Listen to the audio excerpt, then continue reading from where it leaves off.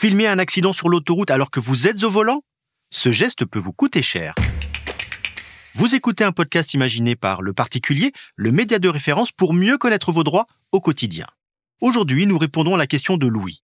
Il reçoit une contravention pour avoir utilisé son téléphone au volant sur l'autoroute. Pourtant, il n'a pas été arrêté par les gendarmes. Il se demande si la procédure est légale. Alors à vos droits, prêts, partez.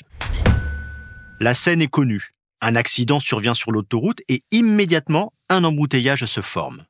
Pour permettre l'intervention des secours, bien sûr, mais aussi parce que bon nombre d'automobilistes curieux ralentissent, voire s'arrêtent pour assister au spectacle.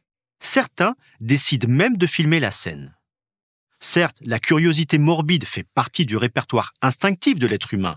Le philosophe grec Plutarque signalait déjà en son temps que la fascination malsaine est la désobéissance de la raison, et que nous l'avons tous, d'une certaine façon, déjà pratiqué.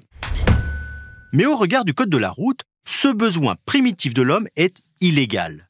C'est ce qu'ont rappelé les gendarmes de la Drôme, précisant que 109 automobilistes allaient être verbalisés pour avoir filmé ou photographié, téléphone en main, un camion renversé sur l'autoroute A7. Il faut rappeler que l'usage d'un téléphone tenu en main par le conducteur d'un véhicule en circulation est interdit. Or, un véhicule, même à l'arrêt dans les bouchons, est juridiquement considéré comme étant en circulation. Seul le passager du véhicule est autorisé à se servir d'un téléphone. En pratique, les gendarmes n'ont pas arrêté les véhicules concernés sur le moment. L'infraction a seulement été relevée visuellement par les militaires lors des opérations de relevage du poids lourd. Puis, le titulaire de la carte grise recevra l'avis de contravention à son domicile. Tant qu'il ne reconnaît pas expressément l'infraction, concrètement en payant l'amende, il ne peut pas être condamné et il ne risque pas de retrait de points.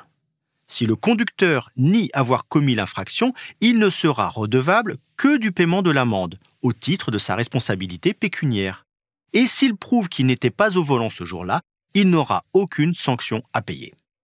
La procédure de verbalisation est donc légale, mais en pratique, elle est parfaitement contestable, notamment à défaut d'identification formelle du conducteur. Je suis Arnaud Saugera, journaliste au particulier. Merci d'avoir écouté cet épisode. Si ce podcast vous intéresse, vous pouvez également retrouver toute l'actualité patrimoniale sur notre site leparticulier.lefigaro.fr.